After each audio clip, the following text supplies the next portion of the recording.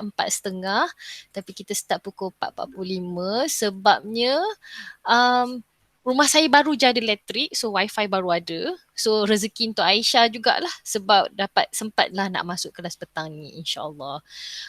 Okay, so kalau Aisyah perasan dekat Google Meet sekarang saya tengah present ada macam gambar smiley banyak-banyak ni kan, sebab gambar smiley ni adalah nak kata apa ya, kita punya notes untuk hari ni. So Aisyah tengok dekat messages, the link is there. Okay, the link is there, so you can just click on the link and I can see siapa yang dah masuk. Putri dah start masuk, so sekarang Aisyah pula masuk kan.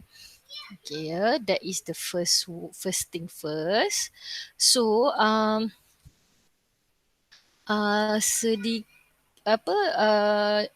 try masuk dulu. Okay, now I'm sure this is my screen right now pada Google Meet sekarang. Yang saya papar ni adalah sama dengan kamu punya screen ya. So sedikit pengenalan lah. Ini adalah cara saya handle semua online classes saya. Saya akan sentiasa bagi dua link. Nombor satu link untuk Google Meet, satu lagi link untuk nota. Biasanya link untuk Google Meet sama je lah. Ini je lah kita punya link Google Meet. Dia dah memang, saya dah memang set supaya yang ni saja. Itu satu. Nombor dua, saya akan bagi link yang ada tulis app.pedec ni. So link ini is basically allowing you to access my slides, my presentation slides, and you can draw, you can make notes on my presentation slides. At the end of our class, app ini, Pedec ni akan automatically hantar satu salinan saya punya slide bersama-sama dengan apa saja yang kamu tulis, lukis dan respon pada slide ini. So dia 2-in-1 lah. Masa kelas, during class, I can see your answer, I can assess your answer, I can read your answer dan saya boleh bagi feedback terus semasa kelas. Kamu punya answer ni bagus ke, nak update kat mana, nak upgrade kat mana dan sebagainya. And at the end of the class, you will have a copy of the notes for our class. So saya tunjukkan dekat sini. This is one of the things that you can do in Pedec lah. So as you can see at the bottom here, ada banyak tools kan, ada pencil, highlighter, line, text dengan eraser. So untuk bio kita akan banyak guna pencil, line dengan text. Sebab kita akan banyak, kita ada drawing, kita ada labeling, sebab tu kita pakai line, dan bila kita label kan kita kena tulis text ke apa ke. So kita guna tools text ni lah. Okay, so katakanlah saya nak draw pada smiley face ni, saya pilih warna yang saya nak dan saya boleh adjust the size of the pencil using the sizer button. So saya pun lukis. So katalah saya nak lukis mata, adalah susah untuk saya buat circle, lepas tu color-color dalam ni sebab pakai mouse kan. So what I usually do is increase the size and make a dot.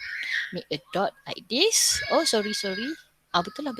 Make a dot like this, and then bila nak buat smile, barulah saya decrease the size and make a smile, for example.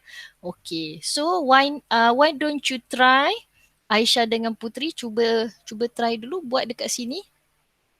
So as you can see in the Google Meet right now, I can press the button show responses. So when I press the button show responses, I can see all the responses that you gave me lah. So sekarang ni yang Putri tengah lukis kan, Putri tengah access. So yang Putri tengah access pun saya nampak, yang Aisyah lukis warna purple ni pun saya nampak. Okay, so I hope this method can help you to learn better lah. Okay ya. Okay, thank you so much. Okay, hopefully, okay, itu pengenalan, the first tool that we can use during our class. Okay ya. So the second tool, sebelum tu, selamat berkenalan sekali lagi. Nama saya Cikgu Nadra binti Haris Fazilah. Sekarang ni saya mengajar di SMK Seksyen 9. Sebelum saya sambung mengajar di SMK Seksyen 9, saya adalah Cikgu Smart Kajang. So, saya apa nak kata ya? Saya berpengalaman 12 tahun dalam mengajar bio dan saya juga pernah bekerja dengan mengubah, pernah ada pengalaman dalam mengubah soalan trial SBP dan juga soalan SPM. So saya berharap semua pengalaman yang saya ada ni saya boleh gunakan untuk bantu Aisyah, untuk bantu Puteri untuk belajar dengan lebih baik. Okay, so pada slide ini saya nak tunjukkan the second tool that we can use during class iaitu drag. Okay, so pada slide ni boleh tak Aisyah dengan Puteri click and drag. Click and drag the red icon untuk highlight, untuk tunjukkan bila Aisyah masuk dalam kelas ni atau bila Puteri masuk dalam kelas ni, which device are you using right now? So that saya boleh gauge nanti kalau kamu pakai device yang kecil-kecil macam pakai smartphone ke, so saya kena limit lah word count dalam slide ke. Saya kena adjust saya punya slide design based on your device. So, okay, Aisyah dah jawab. Puteri pula macam mana? Puteri pakai device apa Puteri? Pakai komputer ke?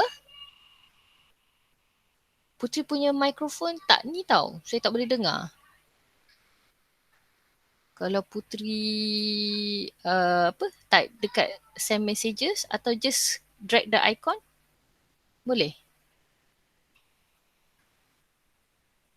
Oh, pakai dua-dua iaitu apa? Tablet dengan phone? Tablet dengan PC atau laptop dengan PC? Oh, laptop and phone. Bagus. Okay, good. Alright. Okay, thank you for your response. Okay, saya dah tahu kamu pakai device apa. Saya dah tahu apa? Saya dah tahu pakai device apa dan basically saya dah boleh gauge that you can adapt with the platform. Baru kita mula ya. So sebagaimana yang saya tunjukkan dalam monthly planner tu, untuk minggu ini kita akan discuss chapter 1 until chapter 3. Hari ini chapter 1 and 2 and then tomorrow chapter 2 and 3. Okay, so kita tengok dulu sedikit pengenalan. So we know that the study of biology is the combination of bio. Sekejap. Aisyah pun DLP ke? Saya lupa nak tanya. Ya, teacher, saya DLP. Yes, bagus. Thank you so much. So both of you DLP, so no problem lah. Okay, ya.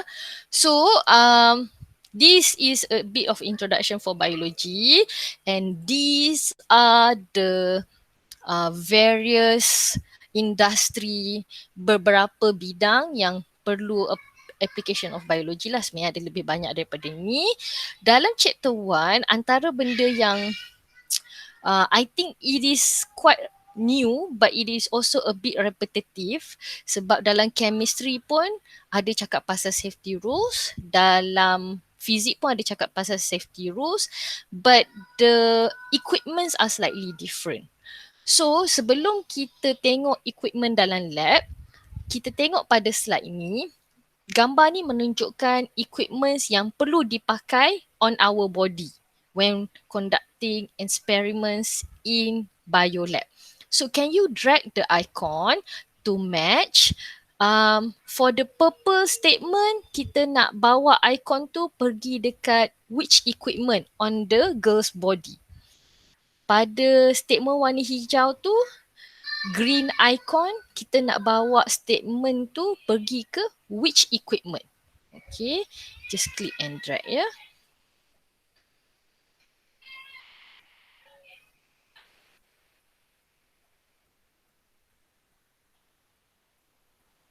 Okay.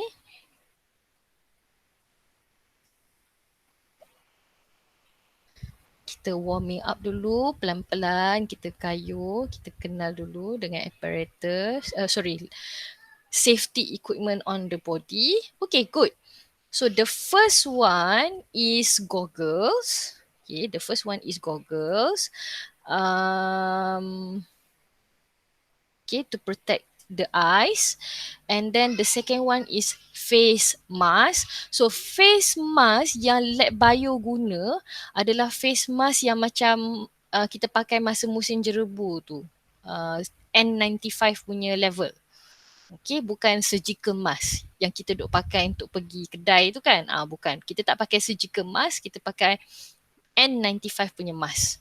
Okay, itu warna purple. The second one is glove. So glove kita statement warna orange tu iaitu handle biological sample. Good everyone. And then last kali ialah lab coat. Okay lah. Okay, that is very good. And then a bit of a throwback, sedikit throwback saja.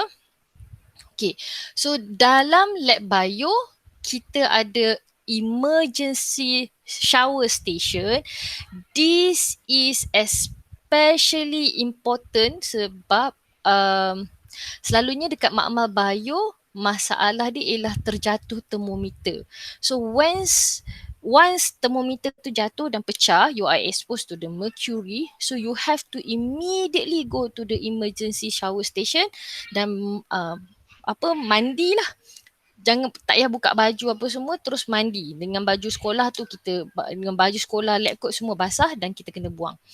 And then if you are exposed to hazardous chemicals yang termasuk mata, kita guna eye wash station.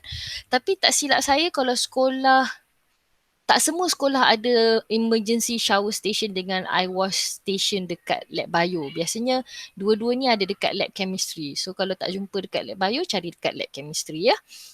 Fume hood pun sama, jarang sekali ada dekat lab bio. Selalunya yang ada dekat lab bio ialah laminar flow cupboard and biological safety cupboard. Fume hood ni biasanya ada dekat lab chemistry sebab the use of hazardous gases ni biasanya ada dengan chemistry lah. So these two parts, safety equipment yang kita pakai dengan equipment yang ada dekat lab, dia overlap dengan chemistry, banyak overlap dengan chemistry. So mungkin bila pergi dekat lab bio, dah biasa dah jumpa sebab rupanya dalam lab chemistry pun ada dan sebagainya lah. So itu introduction, that is 1.2. Dalam chapter 1 ni, essence of chapter 1 ada dekat sini. Communicating in biology, tables, graph and diagram, which is the heart of your paper 3 skills untuk kertas 3 bio nanti. Bila kamu buat eksperimen, inilah skill yang kamu kena ada. So anak-anak, so Aisyah dengan Puteri, I have here a sample of data dalam bentuk jadual. Okay, so apa yang saya nak tunjukkan dekat sini, pertama sekali ialah bila kita buat data kita mesti ada what is the variable. Biasanya kita tulis variable apa, tajuk dia apa, temperature ke, sekejap ya. Okay, Aisyah dengan Puteri, you can proceed to use the draw function untuk conteng-conteng nota pada kamu punya slide. Kalau kamu ada benda nak tambah dalam kamu punya slide, as I explain to you, please proceed to do so. Kalau nak tulis-tulis ke apa, nak garis ke apa. So satu lagi yang penting dalam table ialah the unit. Kalau temperature, degree Celsius, and then kalau volume dalam bentuk sentimeter cube. So untuk title saja, dua perkara ni penting lah. Okay, itu yang pertama. Yang kedua, if the equipment that we use to measure volume ke, to measure distance ke, to measure length ke, boleh ukur sampai up to 1 decimal point atau 2 decimal point. So kita punya data pun kena buat up to 1 decimal point atau 2 decimal point depending on your equipment. So for example, equipment yang digunakan untuk measure volume ni can measure up to 1 decimal point. So walaupun volume dia hanyalah 2 cm cube, tapi kita tetap tulis data dia 2.0, 14.0, 12.0 dan sebagainya sebab kita kita ikut keupayaan apparatus yang kita guna untuk measure. Okay, so walaupun katalah macam kalau kamu ukur pada temperature 30 tu saja nilai dia 2.1. Tapi yang lain tu semua 14.0, 12.0, 12, 6, semuanya whole numbers. You still have to write in 1 decimal point atau 2 decimal point. Okay. Now, Excuse me teacher. ya saya boleh tanya, silakan. Katakanlah using calculator and macam decimal dia banyak-banyak, boleh ke macam up to 3 decimal places ataupun 2 decimal places tu dia macam maximum? Okey, untuk menjawab soalan Aisyah tu bergantung kepada, yelah selalu kita dapat banyak decimal point tu especially kalau data tu kira average kan. Bila kita buat eksperimen, kita selalu cari average dan average tu can come up until 3 decimal point. It depends on the situation. If the calculation is for exercise purposes, ada soalan, kita nak jawab soalan, jawab soalan dalam exam ke, jawab soalan dalam paper mana-mana ke, selalunya 3 decimal point lah. Tapi kalau kita nak kira tu, kita calculate average tu for the purpose of report, experiment report. Biasanya kita buat 2 decimal point. Sebab amat susah untuk lukis graf kalau sampai 3 decimal point. Kan? Amat susah. Dia macam, unless kalau kita guna software, kita letak kita guna Excel ke, baru kita boleh bagi hasilkan graf yang cantik. Okay. So kalau kita buat reporting, 2 decimal point, 1 decimal point, 2 decimal point pun cukup. Okay. Sekejap ya. Kenapa saya sebut 1 atau 2 decimal point? Sebab it still depend on your equipment. If your equipment can actually measure up to 2 decimal point, walaupun kamu kira average dapat sampai 3-4 decimal point, bundarkan sampai 2 decimal point sebab kita ikut kita punya equipment. Okay. So, thank you for the question Aisyah. That is a very good question. Putri kalau ada apa-apa nak tanya, tulis dekat messages ya. Tak ada masalah. Tulis dekat kamu punya slide tu pun tak apa. Saya memang baca. Alright. So now, anak-anak, jom kita try lukis line graph. Jom kita try lukis line graph. The axis I already put there. Can you draw a line graph? Okay, based on the data. Okay, so saya share saya punya tab dulu. Katalah for example, the first one. Okay, so kita nak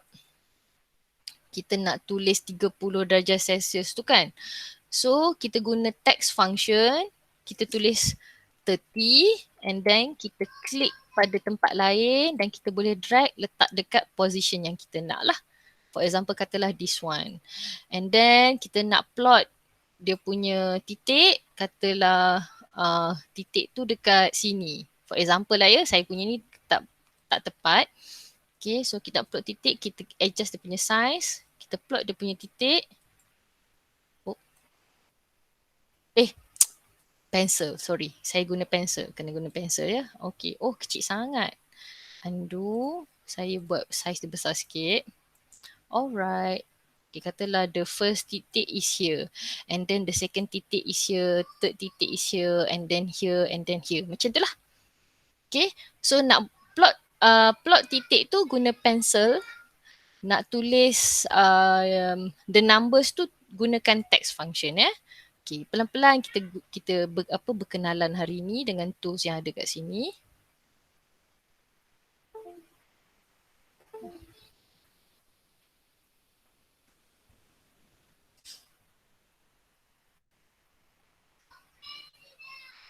Ni kena kira ya.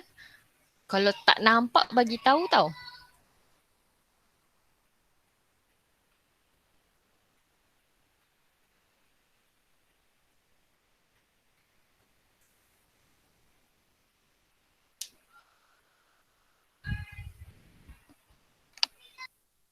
It's okay, hari ni pelan-pelan dulu.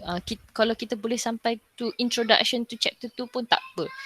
Sebab matlamat saya hari ni ialah warming up dulu, make sure that you are familiar with the tools that I use. Esok baru kita full speed. Okay, pelan-pelan dulu.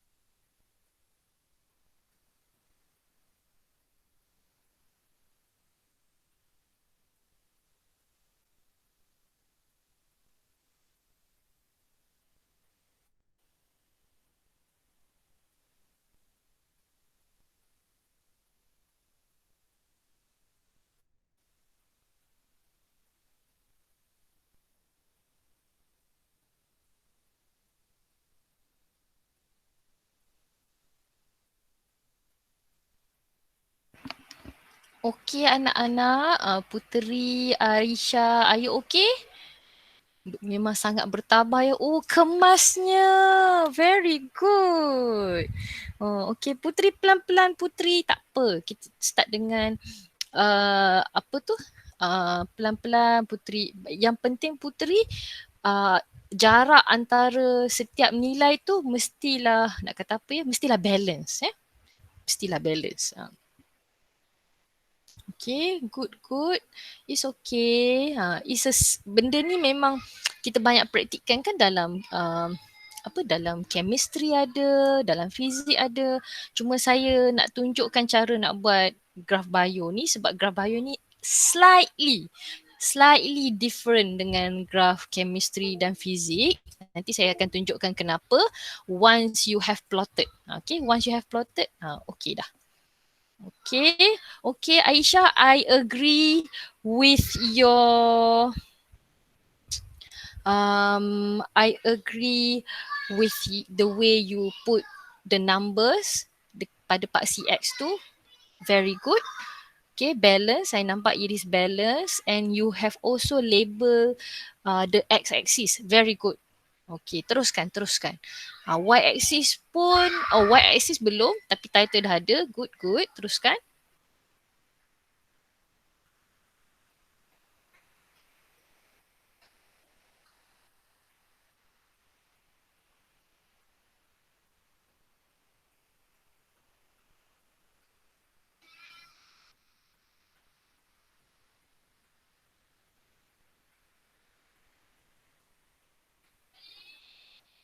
Okay.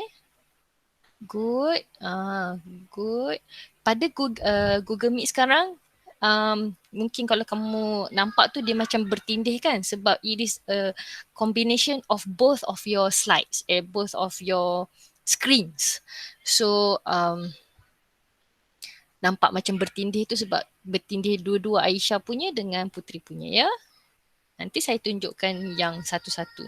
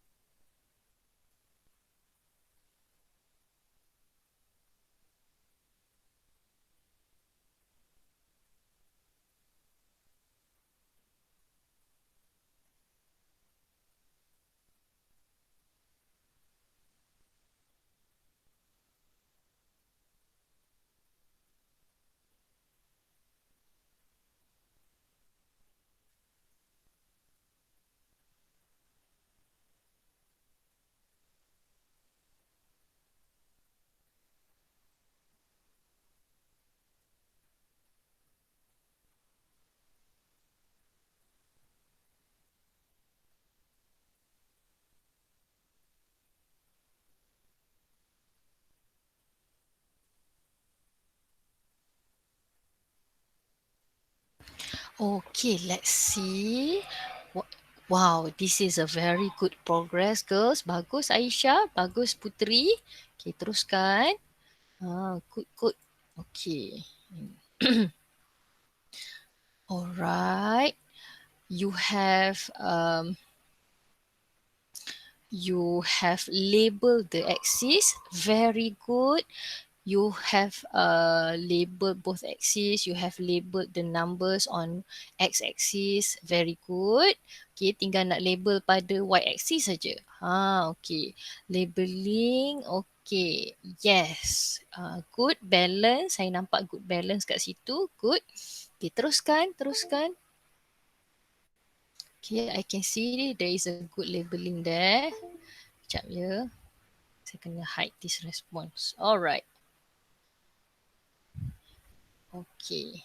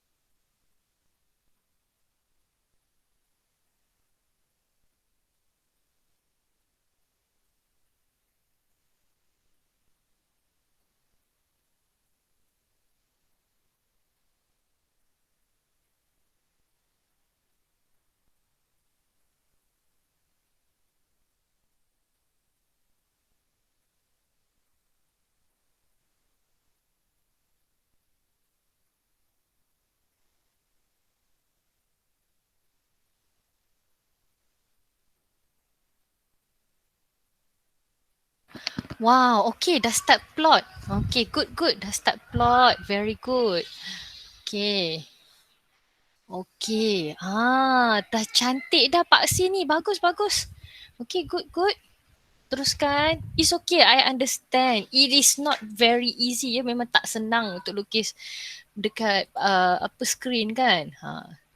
So, bila nak plot tu is either you draw X ke atau you use the pencil function. Okay, you use the pencil function and then make the size a bit bigger, then boleh buat dot terus. Dot. Okay.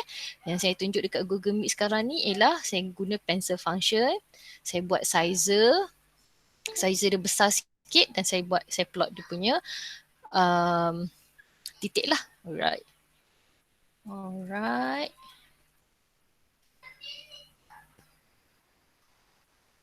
Okay, let's see here.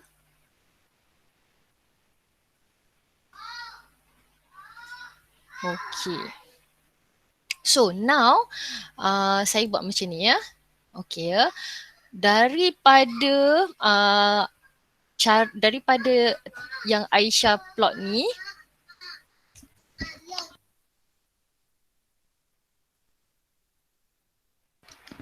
okay, daripada yang Aisyah plot ni, okay. Now Aisyah, bila nak sambungkan all the dots, you only connect all the dots without touching the axis. Hanya sambungkan saja dari first dot pergi ke second dot, third dot, fourth dot sampai fifth dot. Berhenti dekat fifth dot, don't go over atau beyond the fifth dot. Okay, boleh tak Aisyah sambung? Aisyah sambung guna pencil function, sambung saja. Dia memang akan curve dia lain macam sikit. Okay.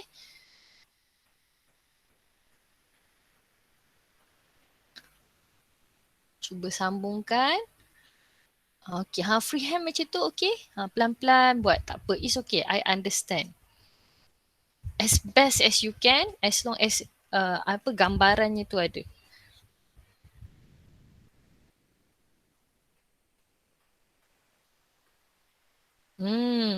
Okay, good. Sambung saja.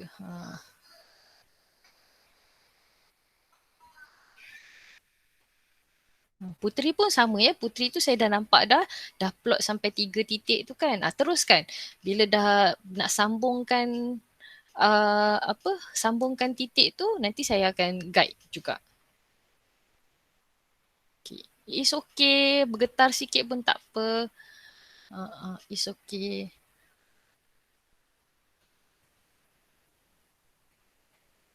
Okay, good. Aisyah, so that is how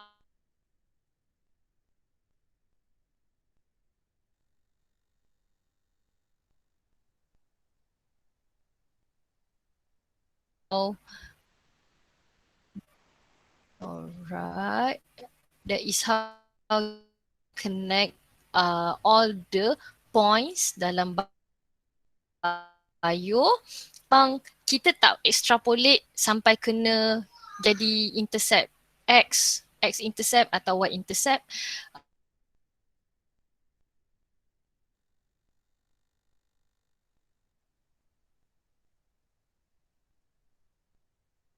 Dealing with organic substances.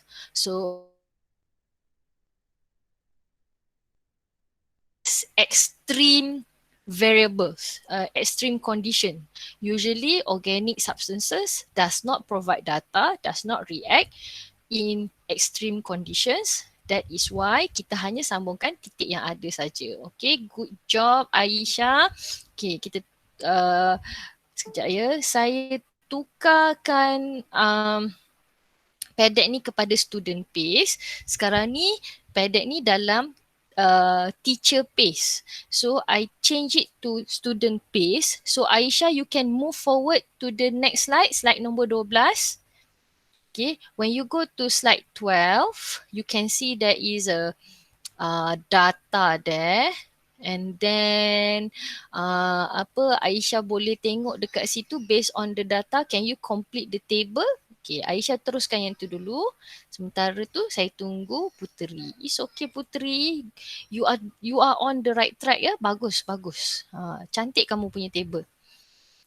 Table pula, graph. Okay, teruskan. So gunakan pencil function ya Puteri. Gunakan pencil function and connect all the dots freehand. Okay, connect all the dots freehand. Yes. Ya Puteri. How can I help?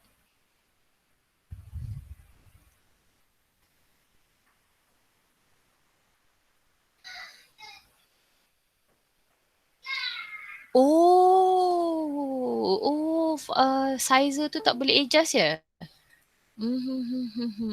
Okeylah Puteri, tak apa. Kita terus proceed dekat it's okay. Mungkin kena dia macam sort of kena reset kot. Okay, tak apa Puteri. Kita pergi ke slide yang seterusnya dulu Puteri. So I think as long as you understand that the dots needs to be connected, okay je, tak apa, tak ada masalah. Sekejap saya tukar jadi student paste balik.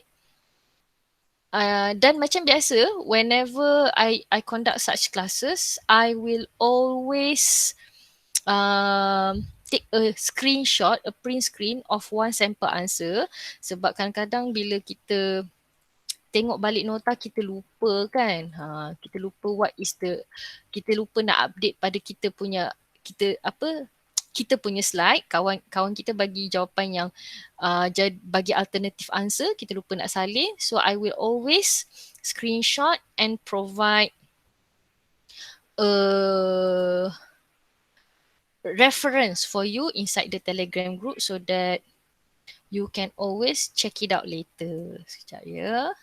So nanti kamu tengok dekat Telegram tu ada penuh dengan screenshot sampel answer. Sebab bio ni ada je soalan-soalan yang kadang-kadang ada alternative answer.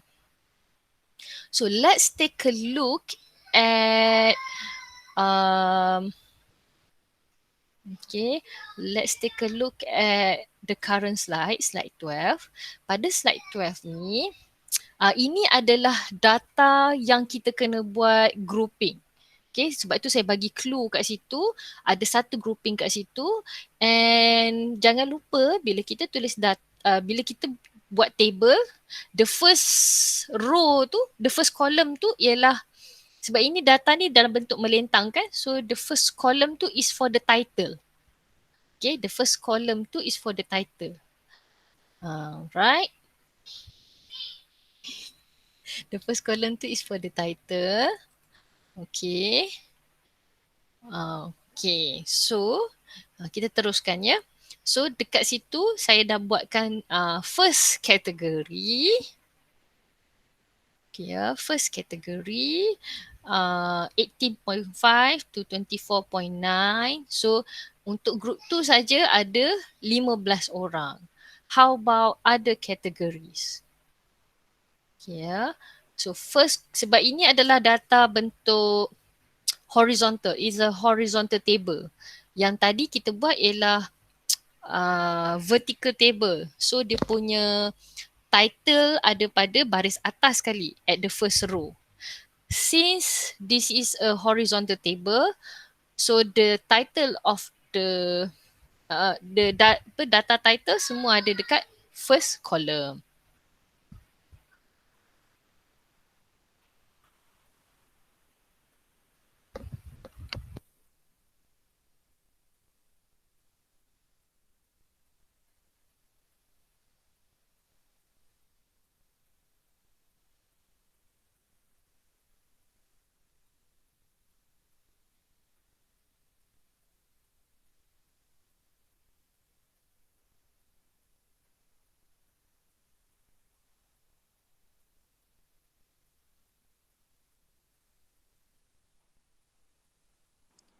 Teacher. Ya saya. Boleh tak ulang balik, saya tak berapa faham. Oh, okay.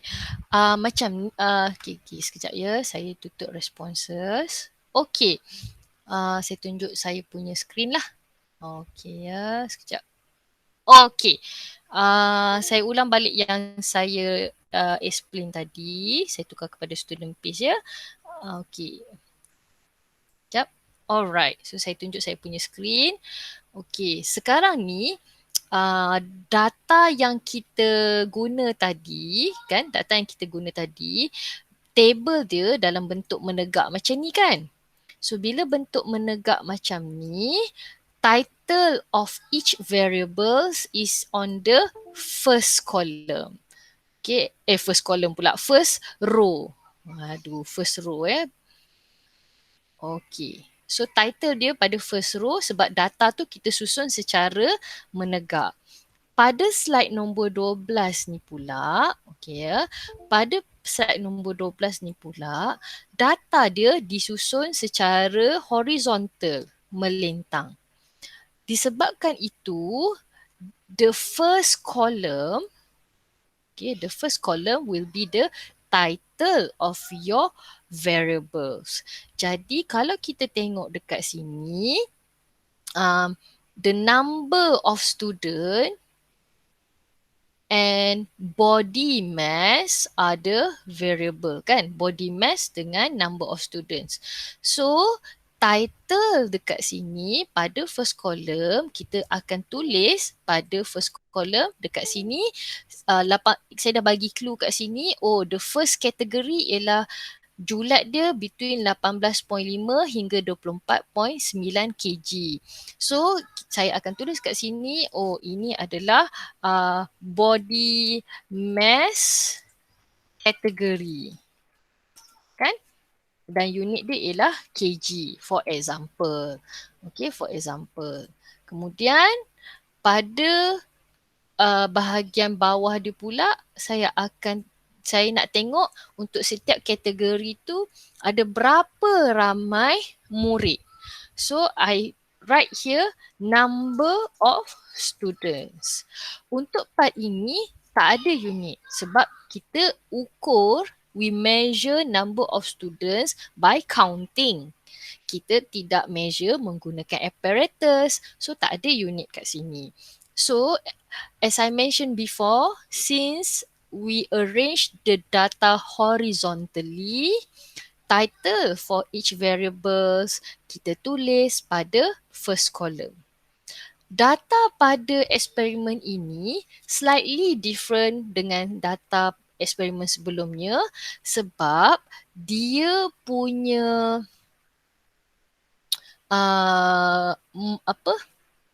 dia punya manipulated variable bukan satu nombor. Tadi manipulated variable dia satu nombor saja. 30 darjah Celsius, 40 darjah Celsius, 50 darjah Celsius. Tapi variable kita sekarang ni adalah dalam bentuk range. Sebab sebenarnya tujuan saya bagi data ni, saya nak tengok pula cara kamu lukis histogram. Okay, saya nak tengok cara kamu lukis histogram sebenarnya. Sebab lepas ni daripada data ni kita akan buat histogram ya. So, jadi sekarang ni saya bagi clue dekat situ. The second category, range dia between 18.5 to 24.9 kg. Saya tengok ada 15 orang. So, range yang kedua, range yang kedua saya dah bagi. Okey, so range yang pertama cadangan saya ialah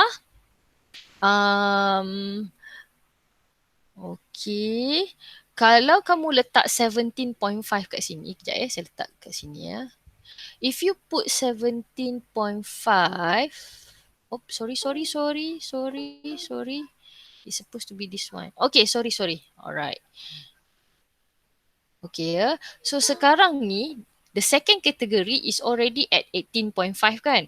So first category tu mestilah less than 18.5. Okay. First category sebelum dia tu mestilah kurang daripada 18.5. It's okay. If you struggle with this, tak apa. Saya tunjuk satu persatu ya. Kita akan jumpa lagi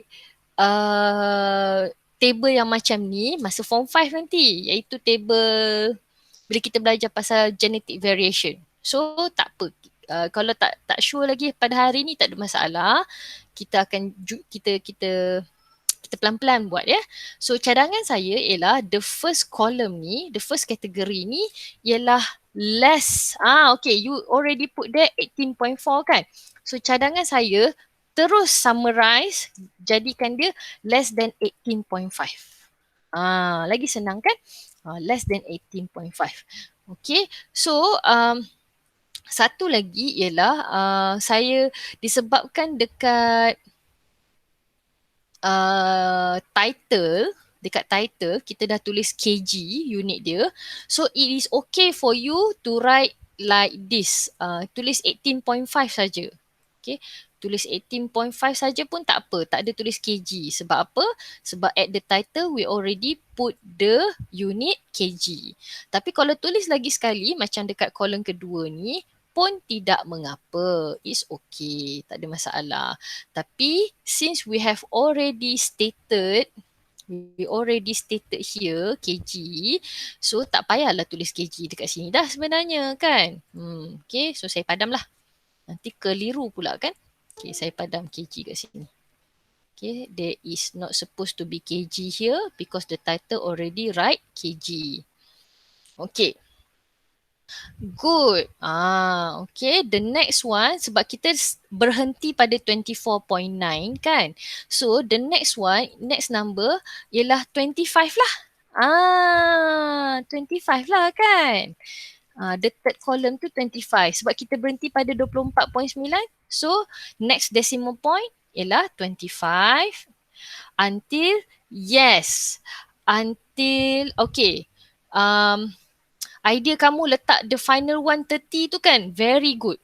Okay, very good. The final one tu 30.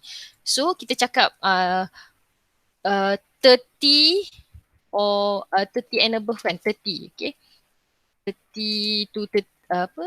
Sekejap, 30 to 33 dia 5 kan. Tak apa. Sebab first tadi kita cakap less than 18.5 kan. So kita cakap more than 30 lah. Lagi senang. Kita cut to the chase. Okay. So sebab sini more than 30. So this one is 25.0 until 29.9 lah. Kan? Until 29.9 lah. Sebab sini starting dia 30. Gitu ya. Okay. Okay.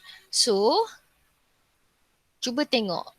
The first category is less than 18.5. Third category 25 to 29.9 and the final category is more than 30. Okay. Okay anak-anak sekalian, Aisyah dengan Putri, kategori kita dah set. Boleh tak kamu kira berapa bilangan student for each category? Berapa bilangan student yang berat dia kurang daripada 18.5? Berapa bilangan student yang berat dia between 25 to 29.9 dan berapa bilangan student yang berat dia lebih 30. Ini obviously bukan student form 4, form 5 lah. Ini student murid sekolah rendah lah. Berat lebih kurang macam ni kan. Okay. Okay. Boleh start kira berapa. Kategori dia kita dah set. So kita boleh kira dah berapa orangnya.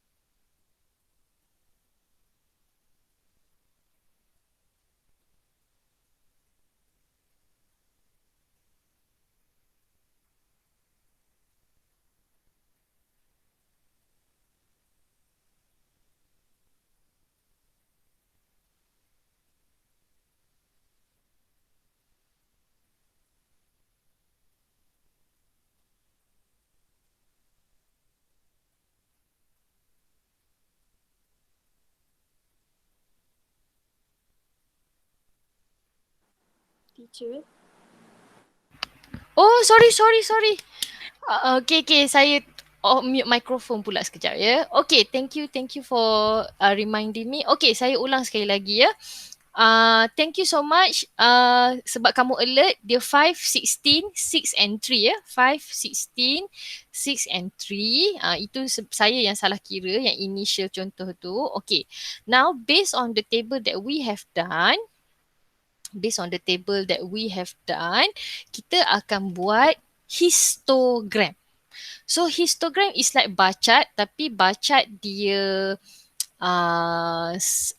slightly separated from each other. Histogram ni dia setiap bar tu dia rapat-rapat. Okay. For example, katalah saya nak lukis sekarang yang number 5 tu. So saya guna line function dan saya buat macam ni lah. Okay. Saya buat the first bar and then katalah saya nak buat the second bar is very high kan. Sorry. Okay, the second bar is very high. So, saya buat line dia dari bawah sampai atas and then turun ke bawah macam tu. Lepas tu, bila saya nak colour dalam dia, saya gunakan pencil function and then saya colour dekat dalam tu guna pencil function. Saya buat size dia besar supaya senang sikit lah nak colour. Macam tu ya.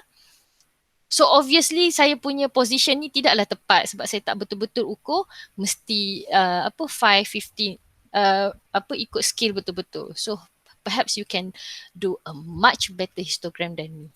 Alright. Okay, let me make it as a it is similar. Yes, saya setuju dengan nota yang kamu tulis tu. It is similar with bar chart, but it is situated right next to each other.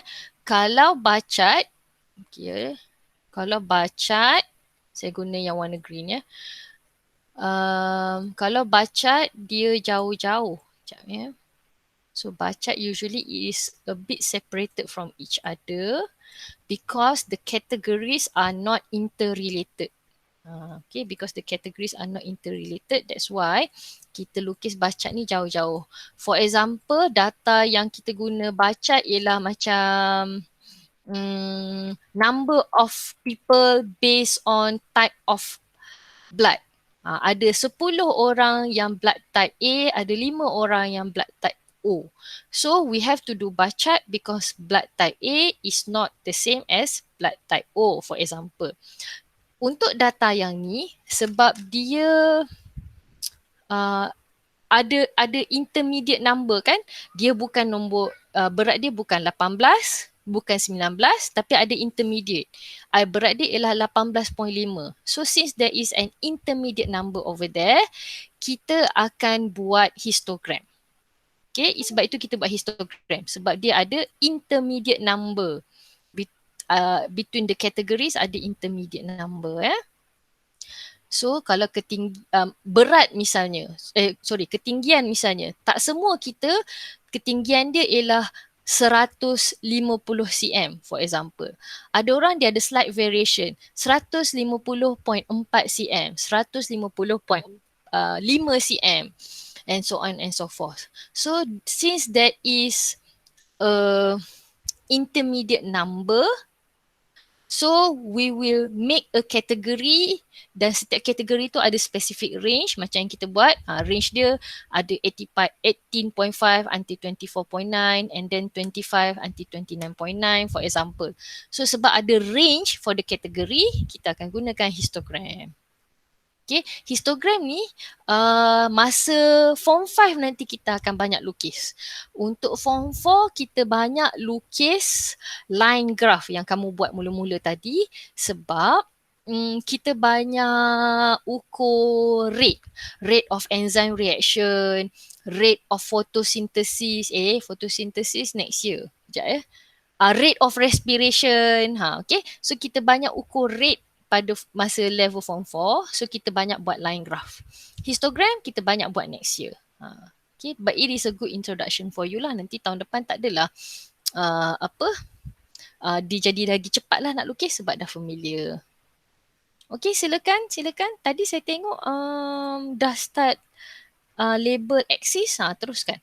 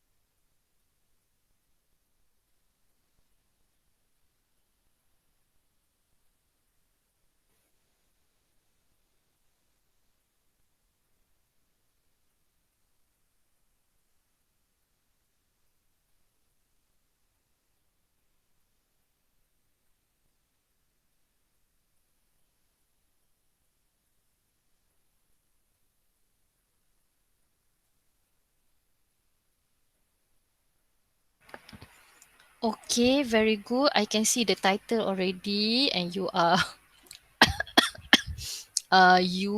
starting to label the axis. Very good.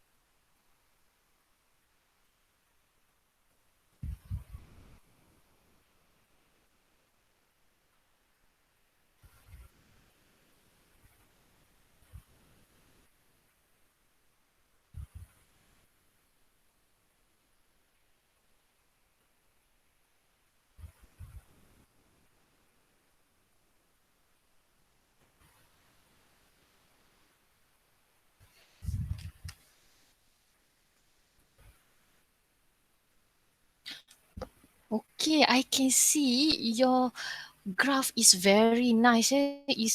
You are doing it much faster compared to the previous graph. Mungkin sebab dah biasa dengan tools ke, dah boleh agak sebab kita pakai graph paper yang lebih kurang sama. Good, good, good. Bagus. Sikit lagi. You can do it, Aisyah. You can do it, Puteri. Good job. You are on the right track.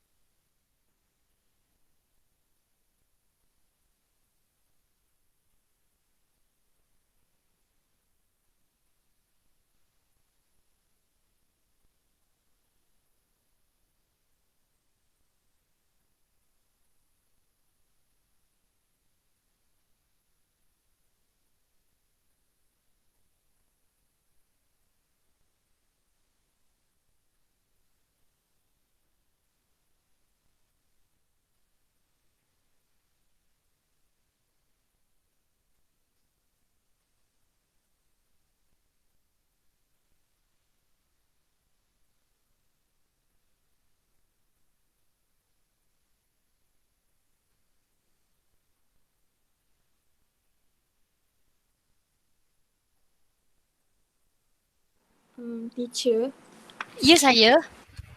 kalau yang bahagian yang part CX, Mhm. dia punya static tu nak kena ikut je apa yang diberi ke kena macam, kan kalau part CY kan kena macam 369, like kena macam mana Saya faham soalan tu. Ha. Ikut saja kategori yang kita dah set tadi. Uh, Cuma saiz setiap bar tu kena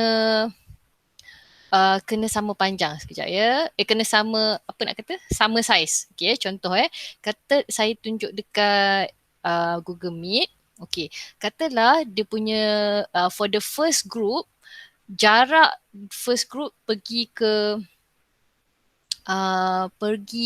the first category is 5 boxes kan. So katalah saya decide untuk buat 5 boxes. So 1, 2, 3, 4, 5. So I started here. Alamak, tebal sangat lah pula. Sekejap I start from here and then 1, 2, 3, 4, 5 tadi. I start from here and then tarik sampai ke atas. Dan size of the histogram still sama juga 5 boxes 1, 2, 3, 4, 5 and then saya bawa turun 1, 2, 3, 4, 5 macam tu and then the next one kita nak buat sebelah dia kan, so the next one pun sama, kita buat betul-betul sebelah dia sebab the range of the nak kata apa, range of each category tu memang bertindih antara satu sama lain kan. 18.5, lepas tu right after that 18.5 to 24.9. So saya tukar color for the purpose of demonstration. Kalau nak guna color yang sama pun tak ada masalah ya. So the second one pun akan bertindih. The number is 15, so it's slightly higher. And then size kotak dia 1, 2, 3, 4, 5 lebih kurang. And then bawa turun macam tu. So adakah cara saya tunjuk ni menjawab soalan kamu tadi? Menjawab, tapi yang dekat maths kategori punya kan ada kena tulis nombor kan. So tulis je lah yang kita dah buat dekat table tu. Yes. Okay. Tulis ikut je sebiji-sebiji. Okay. Good question. Terima kasih. Alright.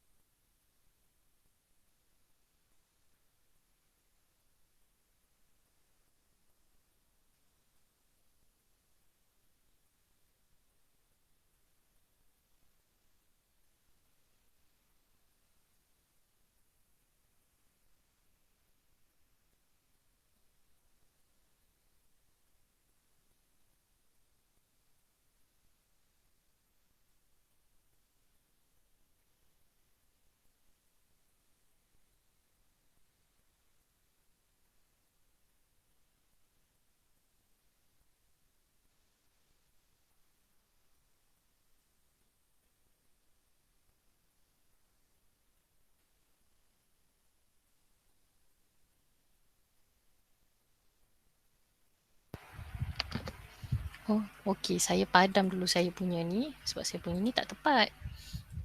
Okay. Alright. Alright.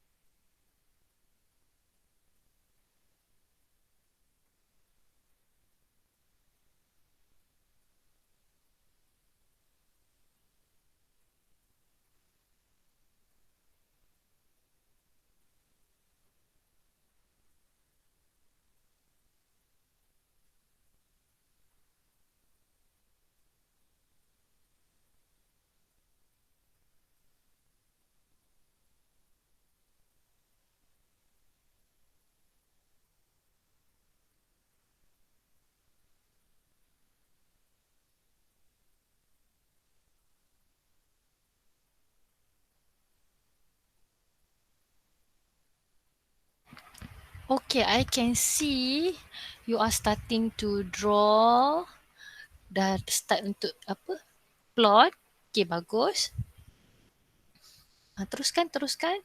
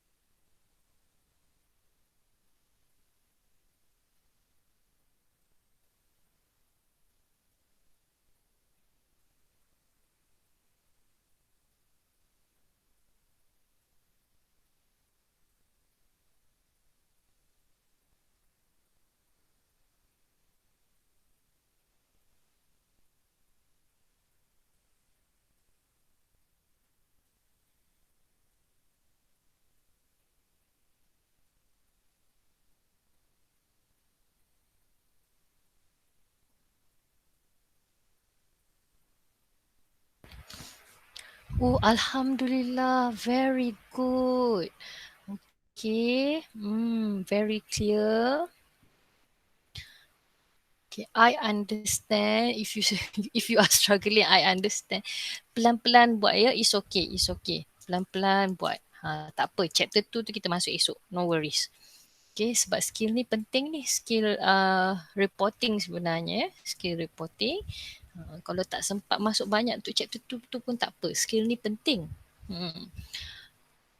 Sebab nanti most probably bila sekolah buka nanti, cikgu, saya pun sebagai cikgu lah, akan start buat banyak amali, akan konsisten buat amali sebab kita dah apa PDPR lama kan, so banyak amali kena catch up. So hopefully this skill will help you to make your reports better. Alright. Okay, so bila kita buat histogram, okay, satu lagi ialah satu lagi ciri histogram ni, as you see in the in your textbook nanti. Sekejap ya, for example katalah kita dah buat ya, okay, since you are almost finished with your histogram kan. Okay, the second one is very high, and then the third one is a bit higher than the first one. And the final one is lower. Okay. So, satu lagi, bila kita buat histogram, kenapa size dia, saya gunakan 5 petak sebagai size dia. Kenapa saya guna nombor ganjil? Sebab saya nak plot the middle part of each bar chart. Okay, the middle point of each bar chart. Bar chart pula. Each column, each bar chart pula. So for example, the middle part of this one, the middle part of this, the second bar, the third bar and the fifth bar. And then, okay, plot dulu kedudukan yang paling tengah tu. And then, sekejap ya. Okay, plot dulu. Tak apa, take your time, plot dulu sekejap.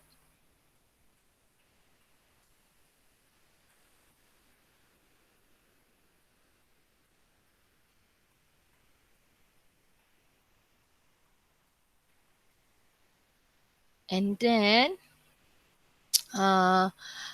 since the categories less than 18.5 and 30 or more tu the number of student is 0. So kita kita plot dekat sini, since the number of students for the category before the first one and after the first one is 0. So kita uh, apa kita letak dekat paksi X lah. We put it as a X intercept. So once we have plotted the middle of each category, the midpoint of each category, kita akan sambungkan all the points from here, from the first one to the second point, to the third point, to the fourth point. Allah. Fourth point straight ke bawah macam ni, and then the fifth point. Okay, macam tu. Okay, sort of like that lah. Right. So, bila kita dah buat macam tu, satu lagi kita kena tambah. The label for the first and final category. Sebab dah less kan? Tak apa, biar dulu. Teruskan dulu. First and final category tu teruskan dulu, tak ada masalah. Teruskan.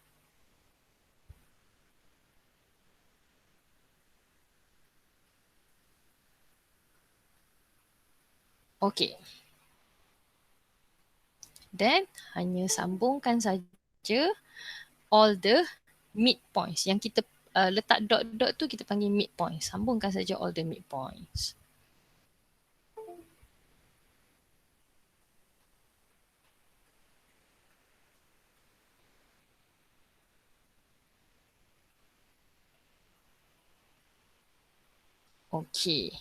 Okay, Alhamdulillah kita dah berjaya lukis histogram. Very good. Good job, girls.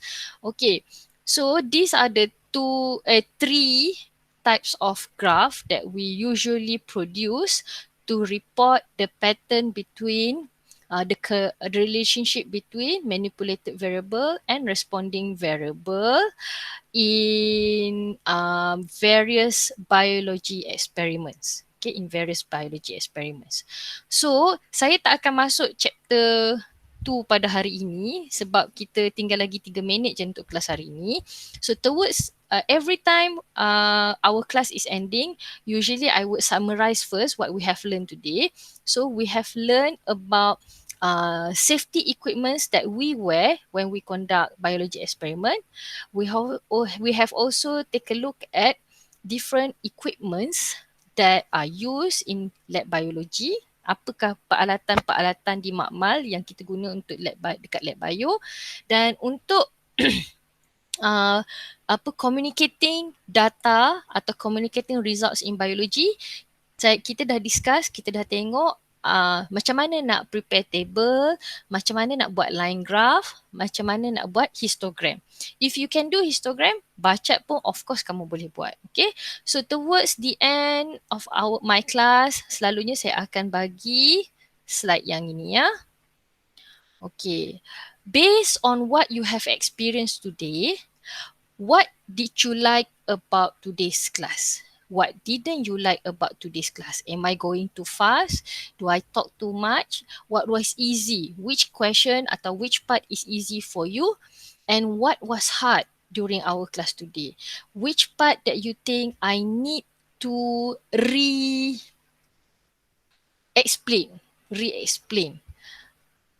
Okay, apa part yang perlu saya re-explain atau kamu rasa susah untuk address atau susah untuk engage, saya akan ambil bahagian tu dan saya akan carry forward untuk kelas seterusnya. Okay, saya punya pendekatan memang saya perlu ikut speed murid dan saya sentiasa make sure that setiap kali kelas tu kamu ada sedikit improvement, mesti ada at least a bit better than previous class. So if you can assess yourself, you can see there is a bit of improvement, matlamat kelas kita tu tercapai lah. So what didn't you like? Ada part yang kamu tak suka ke? Atau ada part yang kamu struggle? What was easy, what was hard? Ada tak part yang kamu rasa susah? Kalau tak ada, tulis tak ada. Kalau ada, tulis part mana. Okay?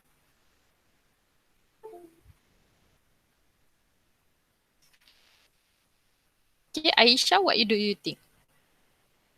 Reflect balik. Okay.